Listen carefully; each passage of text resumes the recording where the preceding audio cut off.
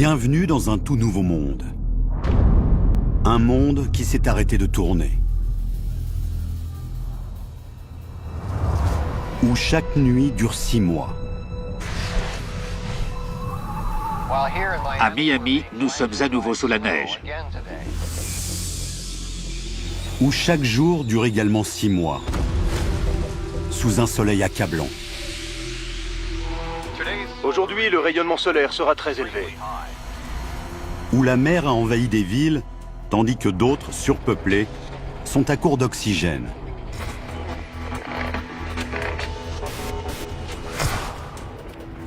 Bienvenue dans un monde apocalyptique, où la vie est un cauchemar et où il faut se battre pour survivre. Par ici! Vous allez voir ce qui pourrait arriver si notre planète s'arrêtait brusquement de tourner et la réaction en chaîne désastreuse qui s'en suivrait.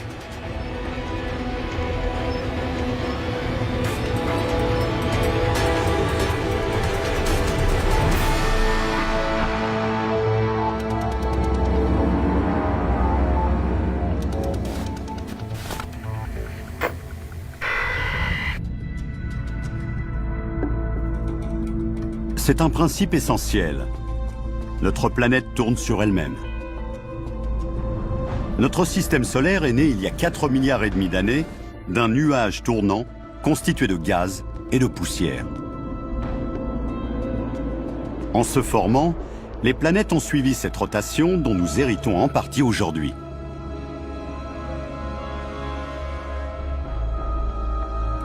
À l'équateur, la Terre tourne à plus de 1600 km/h.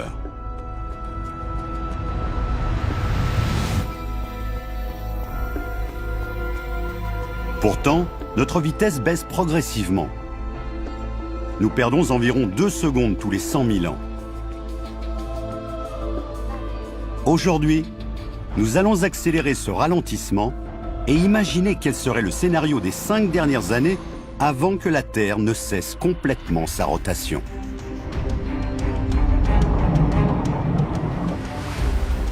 Qu'adviendrait-il de la mer? De nos continents? De l'air que nous respirons?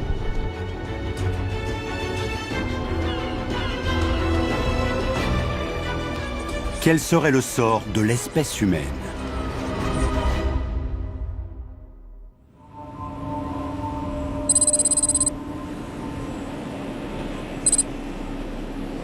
Le premier jour, le ralentissement d'1 km/h de notre rotation a beau être presque imperceptible, ses conséquences sont déjà spectaculaires.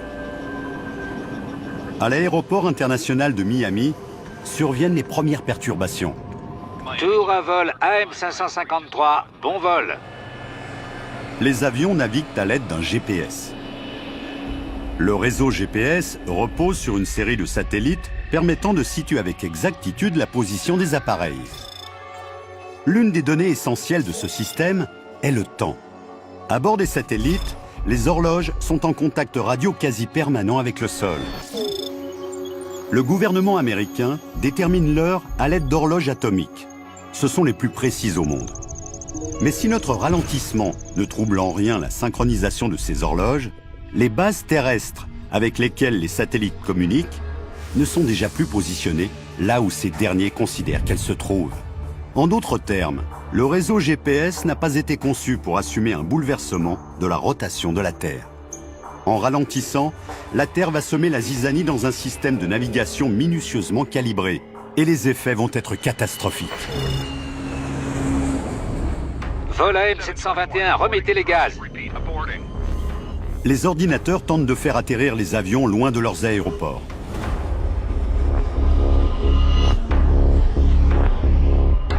À mesure que les pilotes découvrent à travers le monde que leur système de navigation ne fonctionne plus correctement, des centaines de milliers de vies sont en péril dans le ciel.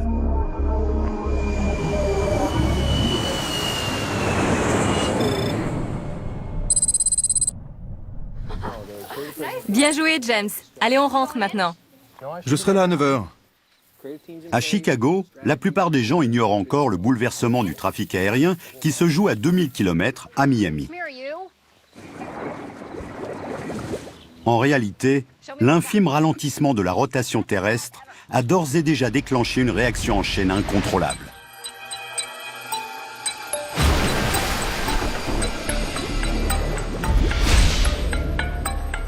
Nous remettons régulièrement nos montres à l'heure pour rester synchrones avec le rythme de la nature. Le rallongement progressif des jours est si imperceptible que nous nous y adaptons comme si de rien n'était. Mais qu'arriverait-il s'il faisait soudainement nuit à 9 h du matin et s'il se mettait à faire jour à minuit? Si notre perception habituelle du temps qui passe était radicalement bouleversée? Des scientifiques ont confirmé le ralentissement de notre rotation. Pour certains, la Terre aura complètement cessé de tourner d'ici 5 ans. Les conséquences vont être désastreuses et aucun pays ne sera épargné. La première semaine, les problèmes s'enchaînent dans toutes les villes du globe. Chaque jour est plus long que le précédent.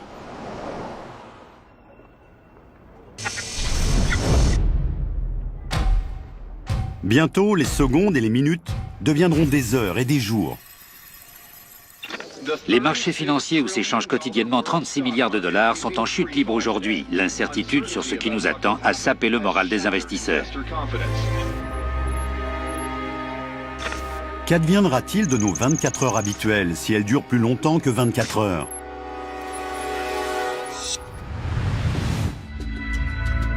Au bout de 2 semaines, la Terre a ralenti sa giration d'environ 15 km/h.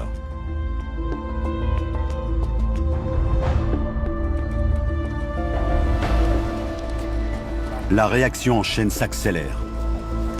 Le trafic aérien est réduit aux services essentiels, avec un record de 470 accidents à travers le monde. Chaque année, plus de 2 milliards de personnes voyagent par avion. À mesure que les catastrophes aériennes augmentent, les vols sont annulés. Les Américains effectuent annuellement 10 milliards de trajets en bus et en train. Les passagers aériens cherchant en masse d'autres moyens de voyager, le trafic ferroviaire et routier explose. Ainsi, le temps devient l'obstacle numéro 1 sur une Terre qui perd peu à peu de sa vitesse. Mais au bout de 2 semaines, survient un problème encore plus crucial. La mer. Notre planète est bombée. Elle est plus épaisse au milieu qu'au pôle. Notre rotation est l'une des forces permettant de maintenir en place l'eau des océans au nord de l'équateur. Mais à mesure que cette force s'amenuise, les océans commencent à se déplacer.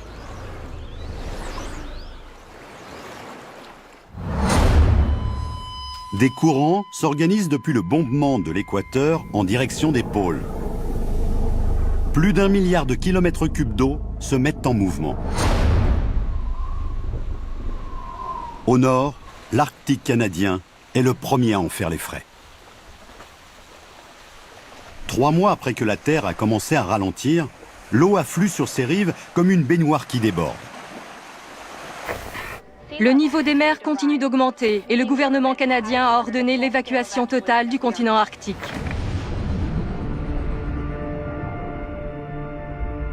Le ralentissement de la planète a un autre effet pervers. À mesure que le niveau des mers change, l'air que nous respirons se modifie. Notre atmosphère recouvre uniformément toute la surface du globe. Elle suit sa rotation. Mais alors que la Terre ralentit sa course, l'atmosphère se met à suivre le courant des océans en affluant vers les pôles.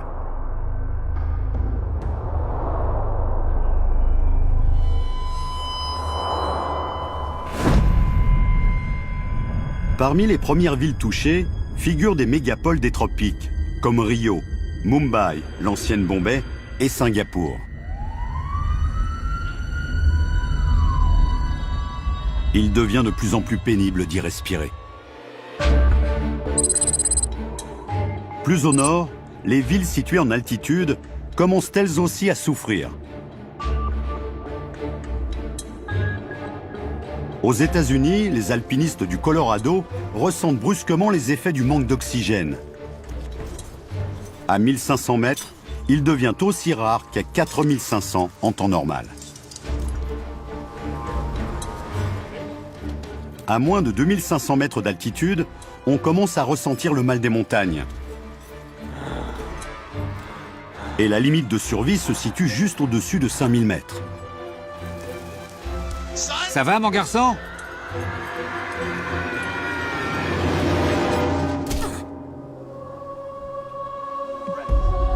Le monde change brutalement. Et le pire est à venir.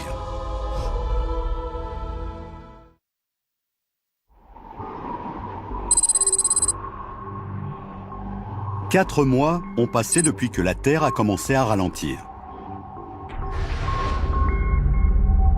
Nous tournons dorénavant à 225 km/h de moins que d'habitude.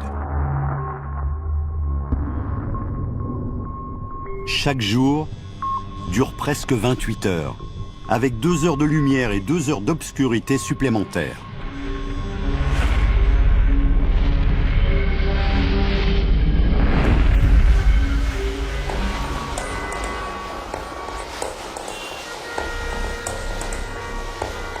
Cette glissade du temps a fait basculer notre monde, ses océans et son atmosphère dans le chaos.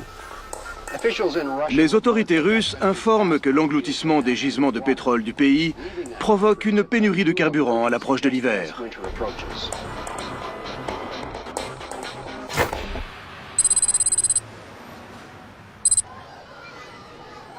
Aux États-Unis, les inondations et la raréfaction de l'air n'ont pas encore fait de victimes. Les gens s'adaptent. Mais bientôt, survient à travers le monde un nouveau problème aux conséquences fatales.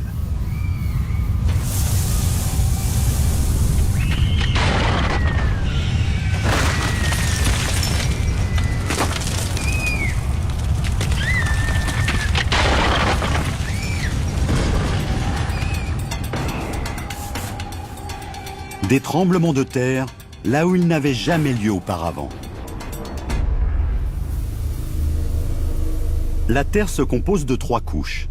Un noyau en fusion, un manteau compact isolant et une croûte terrestre rocheuse. Tous les 3 tournent en même temps.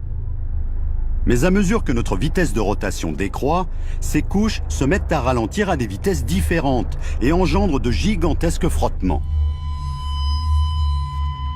La Terre s'arrache littéralement à elle-même du centre vers l'extérieur.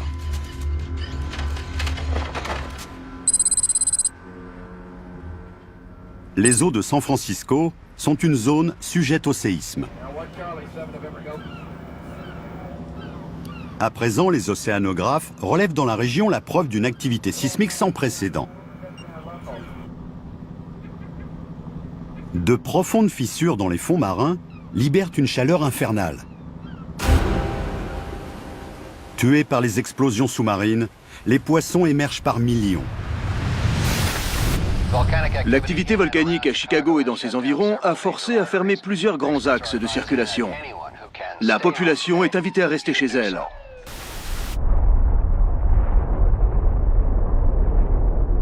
Mais les catastrophes géologiques ne sont qu'un des effets extrêmes du ralentissement de notre rotation. Car les eaux en mouvement sont tout aussi destructrices. La réduction progressive de la force centrifuge continue de pousser les masses d'eau depuis le bombement de l'équateur vers les pôles. Dans l'Arctique, l'océan habituellement profond de 4500 mètres en fait à présent plus de 13 000. Toute cette eau provient des océans situés au sud du globe, tandis que les fonds marins peu profonds, comme la Manche, s'assèchent à mesure que l'eau afflue vers les pôles. Pour la première fois, la Grande-Bretagne se retrouve reliée à l'Europe et l'Irlande devient accessible par voie terrestre depuis l'Angleterre. On peut à présent marcher de Londres à Paris.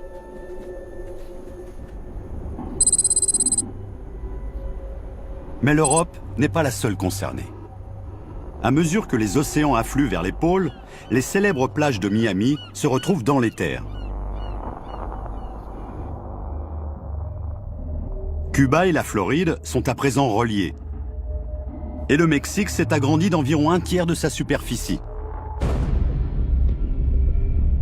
Mais avec le ralentissement de notre giration, l'atmosphère commence à se fixer vers les tiers supérieurs et inférieurs du globe. Ce sont les seules régions où il est encore possible de respirer.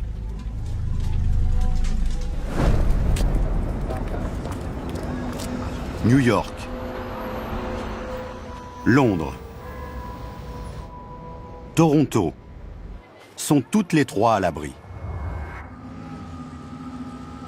Mais la ville de Mexico, ainsi que d'autres grands foyers de population du Sud, sont d'ores et déjà condamnés par le manque d'oxygène.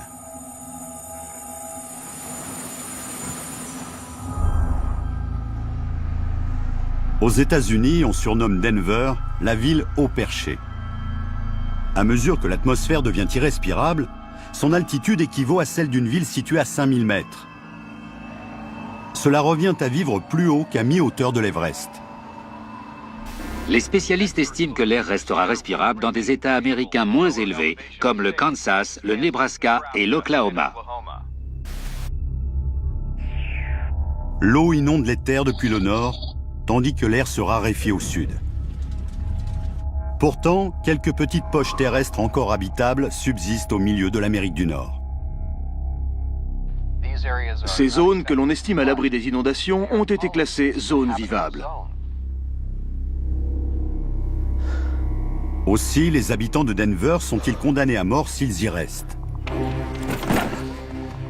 Les enfants, on y va! Pour les plus jeunes et pour les personnes âgées, les conséquences sont graves. Ça va aller? Bientôt, la pénurie d'oxygène sera fatale à tous. Le gouvernement américain recommande aux 25 millions d'habitants du sud-ouest des États-Unis de quitter leur région. Le ralentissement de la rotation de la Terre déclenche des frottements cataclysmiques entre les couches extérieures du globe et son noyau en fusion. Les éruptions volcaniques et les tremblements de terre ont à présent détruit les voies de circulation routières et ferroviaires. Les principales autoroutes du pays sont fermées. Les personnes fuyant en voiture sont informées que plus aucune route n'est entièrement praticable.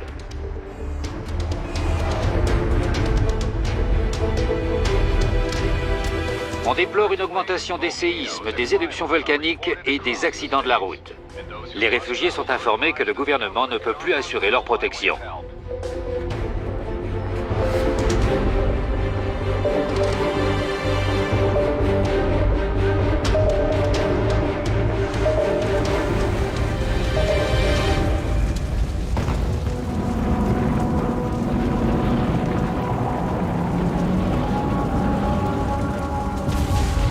Les personnes se risquant à traverser les États-Unis pour se réfugier au milieu du pays sont les premiers témoins des catastrophes géologiques provoquées par le ralentissement de la Terre.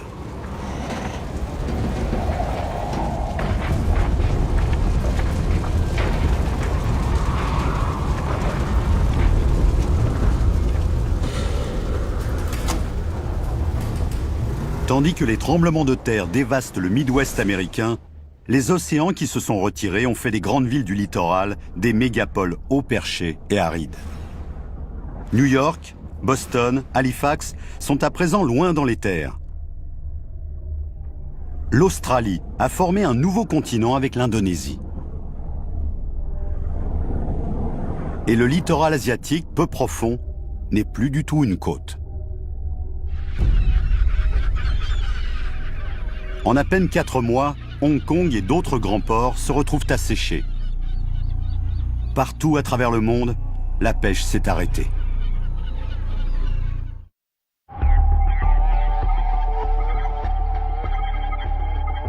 On observe par ailleurs un autre effet dévastateur de notre ralentissement. La mort par exposition aux rayons solaires. Un champ électrique invisible, appelé magnétosphère, protège normalement notre Terre. Ce champ est entretenu par la rotation de la planète. Il est généré par la giration rapide du fer en fusion dans le noyau terrestre. La magnétosphère dévie le rayonnement solaire. Mais à mesure que nous tournons moins vite, ce champ magnétique s'affaiblit et notre bouclier protecteur disparaît.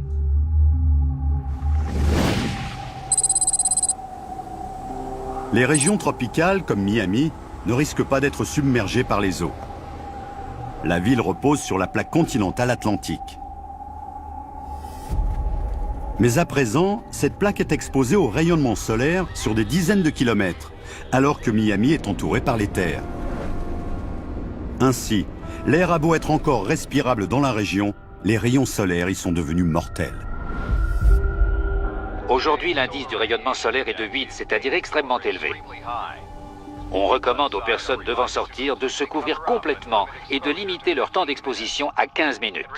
Nous rappelons que les écrans solaires n'ont plus aucun effet protecteur.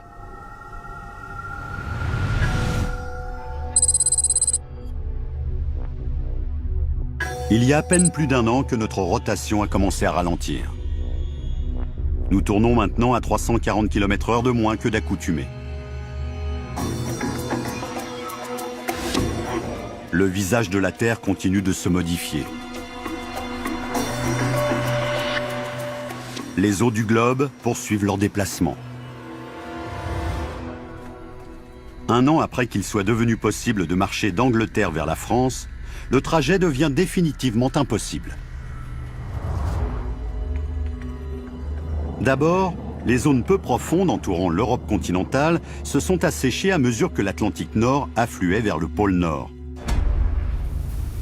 Mais alors que les mers polaires montent, le Royaume-Uni et l'essentiel de l'Europe se retrouvent submergés par un nouvel océan.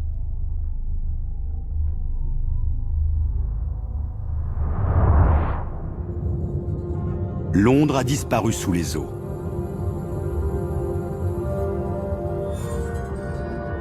Berlin également. Idem pour Moscou. Les grandes villes historiques de l'Europe du Nord gisent dorénavant au fond d'une nouvelle mer. Des centaines de millions d'habitants y vivaient.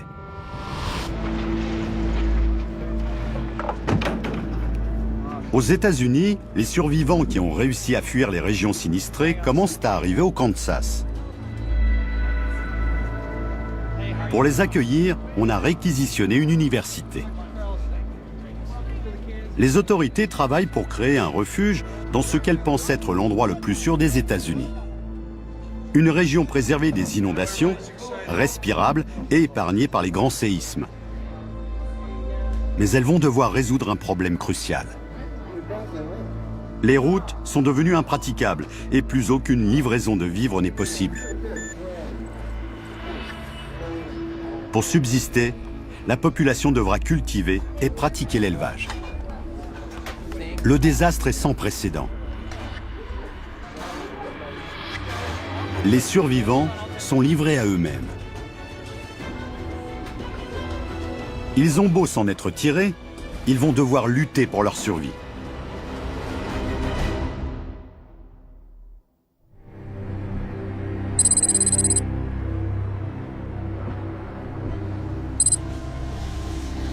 Il a fallu à peine 2 ans et demi pour que la Terre ne tourne plus qu'à 320 km/h, soit 1200 km/h de moins que sa vitesse habituelle.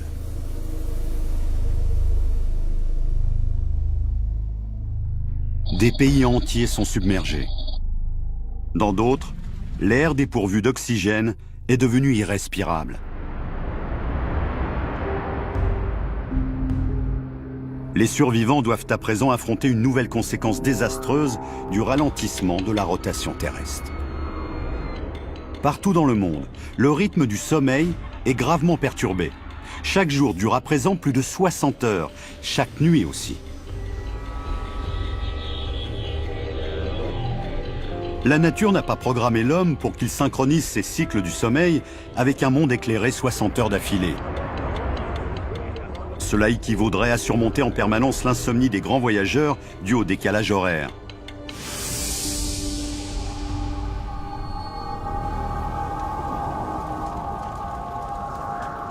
Les habitants des villes inondées, où l'air est encore respirable, doivent lutter contre une insomnie devenue chronique.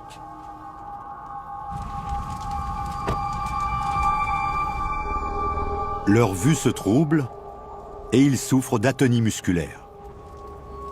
Monsieur, vous m'entendez?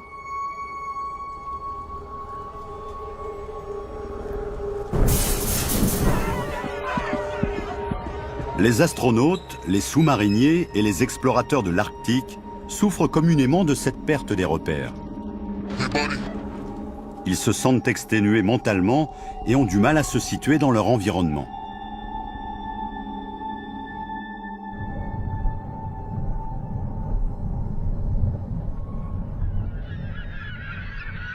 Mais le ralentissement de la rotation terrestre a aussi des effets dramatiques sur les animaux. La migration de la plupart des grands mammifères se cale naturellement sur le rallongement ou le raccourcissement des jours. Dorénavant, puisque les jours ne cessent de rallonger, les oiseaux à court de repères sont incapables de migrer vers le sud et meurent sur place, gelés dans les nuits glaciales qui s'éternisent elles aussi.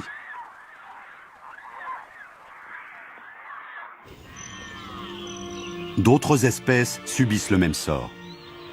Les caribous, les papillons monarques, les zèbres, tous sont condamnés sur cette terre qui ne cesse de ralentir.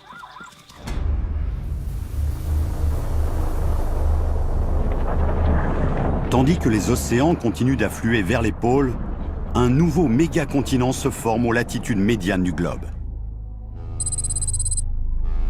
À San Francisco, un groupe d'océanographes a décidé de s'y rendre coûte que coûte. Ces survivants veulent repartir à zéro dans ce qui était auparavant un fond marin. Ils espèrent y vivre mieux qu'en restant dans une grande ville.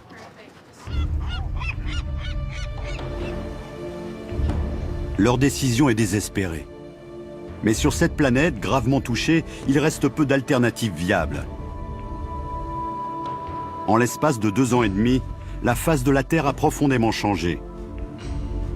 Et le pire est encore à venir.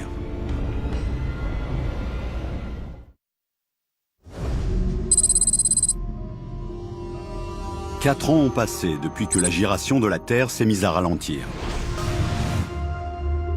Nous tournons maintenant à seulement 60 km/h.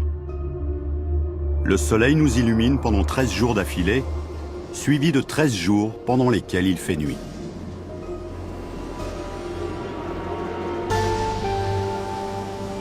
Nos 4 saisons ont disparu. Le climat se partage désormais en une seule alternance de clarté chaude et d'obscurité froide. Au cours des nuits qui paraissent infinies, la température peut chuter à moins 55 degrés. Nous nous adaptons comme nous pouvons.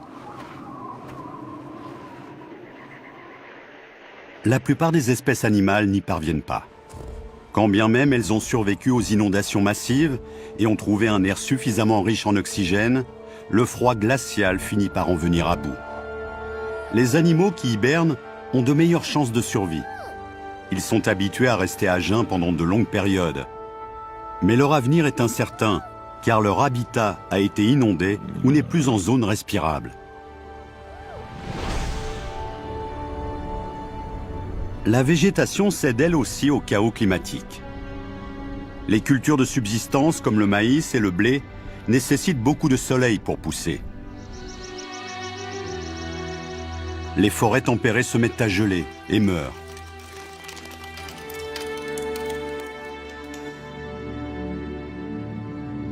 Seules les forêts boréales canadiennes et du nord des États-Unis sont assez robustes pour survivre au froid et à l'obscurité.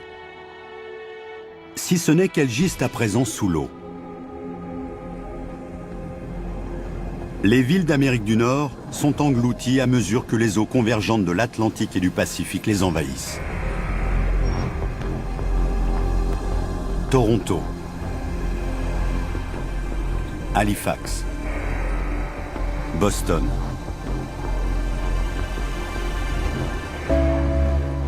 Aux États-Unis et au Canada, on compte des millions de victimes supplémentaires. New York n'est pas épargné par ce nouvel océan. Mais la profondeur de l'eau y est seulement 200 mètres. La plupart de ces gratte-ciels ne sont donc qu'à moitié immergés. Chicago, l'une des villes les plus au sud des Grands Lacs, finit par être engloutie.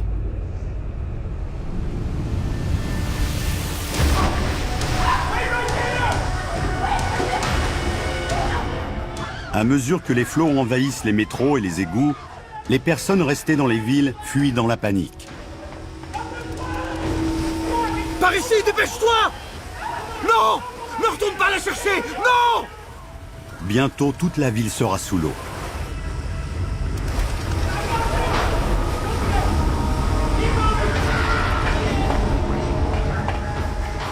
Dans un monde où des quantités d'eau phénoménales continuent de se déplacer, il reste peu d'endroits où se réfugier.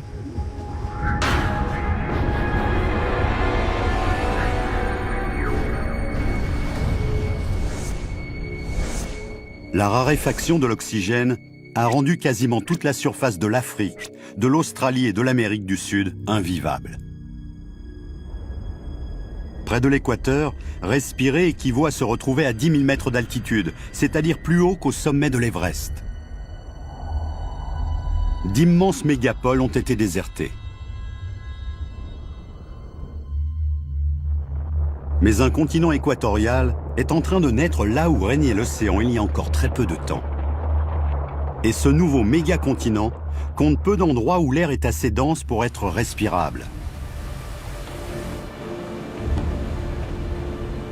Un navire emmenant un groupe de jeunes explorateurs fait route vers l'ouest pour implanter une colonie humaine sur ce qui était auparavant un fond marin. Leur voyage est risqué. Les systèmes GPS ne fonctionnent plus depuis le ralentissement de la rotation terrestre. Et comme les océans changent constamment de forme autour d'eux, les cartes marines ne leur sont plus d'aucun secours pour se guider. Qui plus est, dans ce monde en pleine mutation chaotique, le temps est de plus en plus imprévisible. La giration de la Terre crée dans l'hémisphère nord des courants d'air permanents en provenance de l'ouest et au sud des courants venant de l'est. On appelle ça l'effet Coriolis.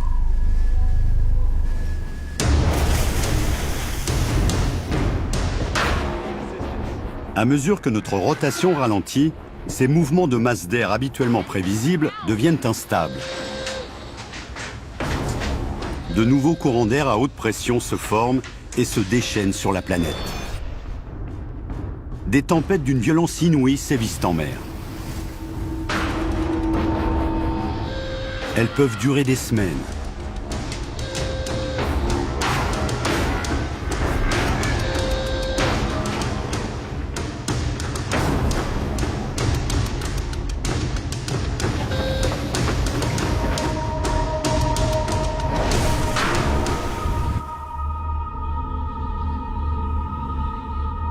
Partout à travers le monde, les conditions météorologiques changent. Les périodes de 13 jours d'obscurité recouvrent la planète d'un froid glacial.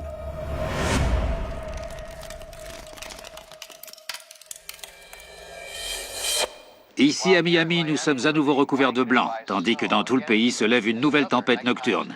Il faudra encore supporter 12 jours de bourrasque de neige avant de revoir le soleil. Des villes comme Miami ne sont pas équipées pour affronter un hiver rude et perdurant. L'absence de radiateurs est un autre coup dur à surmonter pour la population qui tente de survivre. Pourtant, la vie terrestre n'a pas fini d'être ébranlée.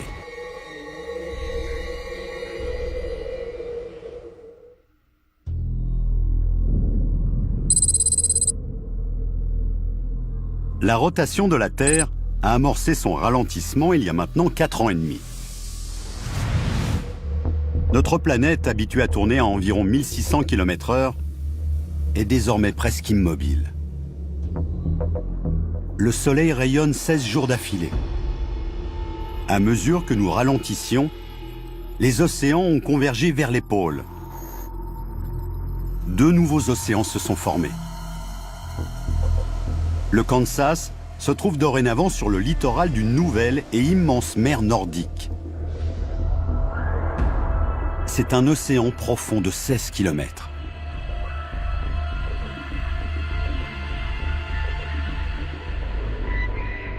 800 000 km² des États-Unis sont devenus inhabitables. C'est moins d'un dixième de leur surface initiale. Nos colons ont créé un habitat où ils peuvent cultiver leur nourriture et s'abriter de l'alternance de plus en plus insupportable de la chaleur et du froid extrême.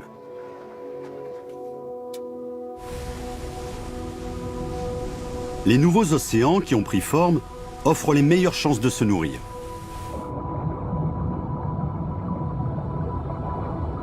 L'inondation des continents les a rendus riches en nutriments et ils sont gorgés de poissons et de fruits de mer. À mesure que les écosystèmes des littoraux ont été détruits par assèchement ou par submergement, les espèces des mers chaudes se sont éteintes. Mais de nombreuses espèces des mers froides, comme le cabillaud, le maquereau et le thon, ont survécu et prolifèrent.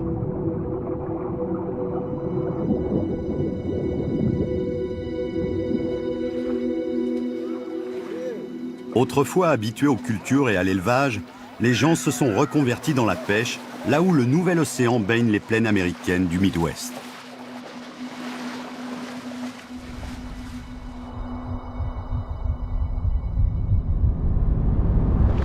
Au cours des longues nuits glaciales, les réfugiés se relaient par équipe pour attraper le poisson dans une mer gelée.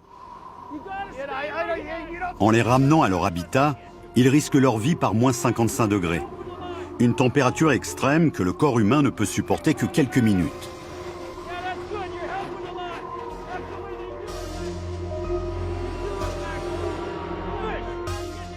Mais la pêche à travers la glace ne permet pas de subvenir aux besoins alimentaires des réfugiés nord-américains qui continuent d'affluer en nombre. Aussi, le temps presse.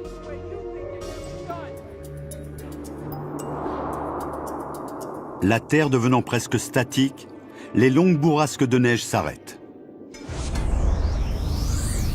L'effet Coriolis qui générait les conditions météorologiques a disparu. Désormais, les tempêtes deviennent de plus en plus prévisibles. La rotation minime du globe produit un schéma météorologique plus stable. Mais il subsiste des écarts extrêmes de température entre les jours brûlants et les nuits glaciales. Ce temps, devenu plus stable, engendre moins de précipitations. La pluie ne tombe plus en quantité qu'au large des océans, mais aucun vent ne la pousse vers les continents. Les pluies occasionnelles qui s'abattent sur la zone habitée par les colons du Kansas sont précieusement recueillies et stockées pour les longues périodes de sécheresse. Leur situation est désespérée.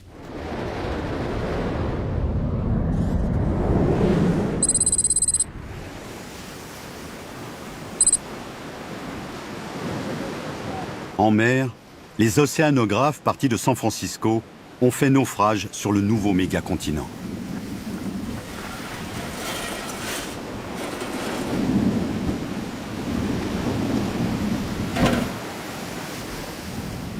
Ils fouillent l'ancien fond marin en quête de tout ce qui pourra les aider à survivre.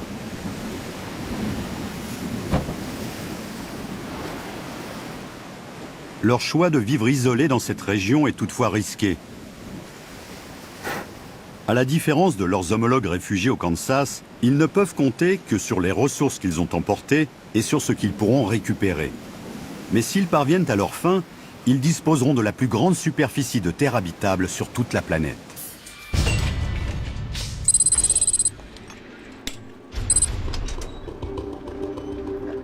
Quant aux survivants qui ont choisi de rester dans les villes non submergées comme Miami, ils doivent affronter les pires difficultés. Regardez dans ces boîtes s'il y a quelque chose d'intéressant. Et vous autres, suivez-moi. Ils sont livrés à eux-mêmes. Allez, on s'active. Il reste très peu de nourriture. Impossible de compter sur une quelconque distribution d'électricité. L'eau potable est devenue difficile à trouver. Il n'y a plus aucun approvisionnement en nourriture, ni par voie terrestre, ni par voie maritime. Tout le confort tiré des évolutions technologiques a disparu. Une fois que les réserves seront épuisées, Miami n'aura plus rien pour survivre.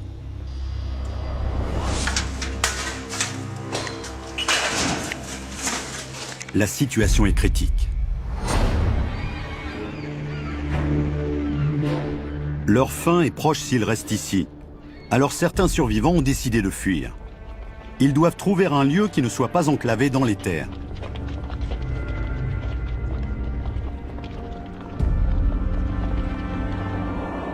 Pour subsister dans ce monde apocalyptique, ils doivent se rapprocher de l'eau. Mais des milliers de kilomètres de route les attendent.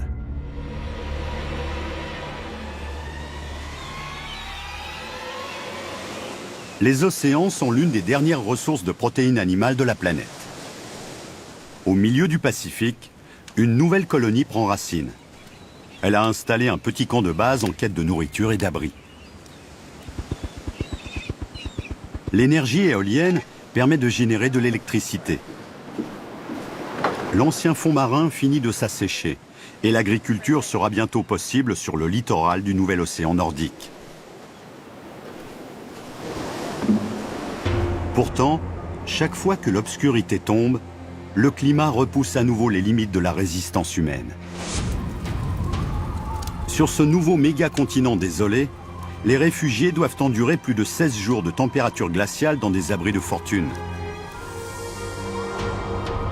Et quand la Terre s'arrêtera complètement de tourner, ils devront s'attendre à d'autres bouleversements potentiellement fatals.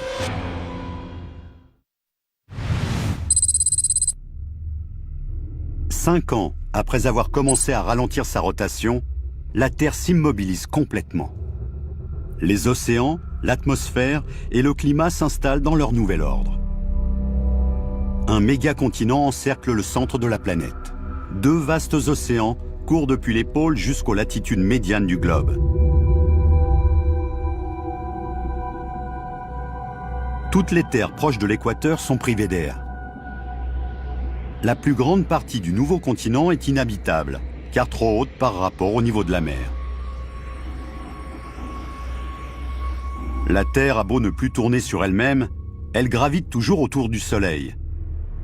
Dorénavant, les jours et les nuits dureront chacun 6 mois, selon que le Soleil éclaire une face ou l'autre du globe. Le vieux concept de l'alternance des jours et des nuits est révolu. À partir de maintenant, il faudra survivre 6 mois entre le lever du soleil et la pleine lumière, et 6 mois entre le coucher du soleil et l'obscurité. Mais pire encore, la lumière du soleil est devenue insupportablement brûlante. Sur la face éclairée de la Terre, les températures atteignent 55 degrés.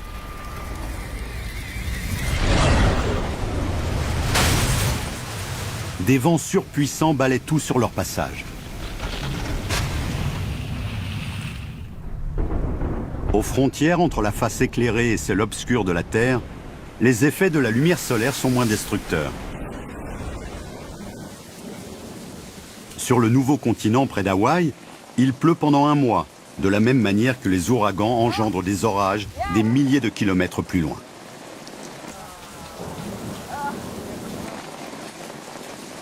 Ces pluies diluviennes fournissent une provision d'eau suffisante pour le reste de l'année.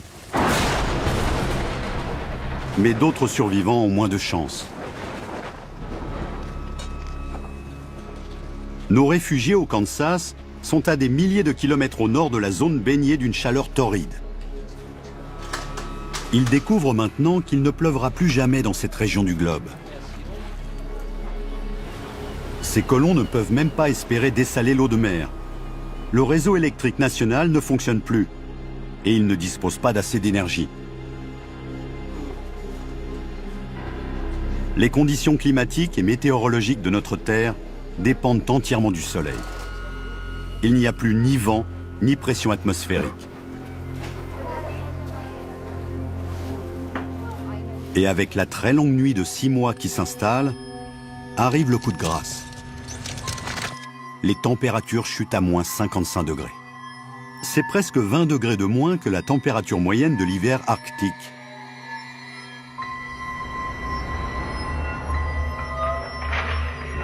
Les nouveaux océans polaires gèlent et stagnent ainsi tout le reste de l'année. Sur cette terre devenue immobile, les survivants réfugiés au Kansas sont condamnés. Quant à la colonie établie sur les bords de l'océan en plein Pacifique, elle se trouve à exactement 1700 km de la limite du passage des rayons solaires. Elle peut pêcher sans être obligée de transpercer la glace.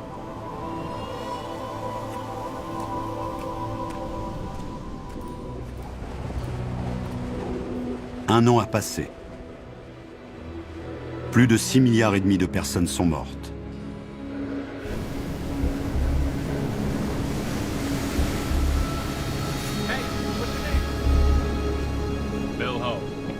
Les ultimes survivants ont trouvé leur chemin vers l'un des derniers lieux encore respirables, où le climat est supportable.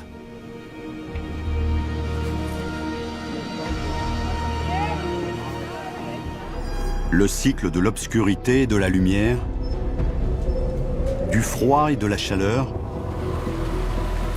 de l'humidité et de la sécheresse, se répète et perdurera éternellement.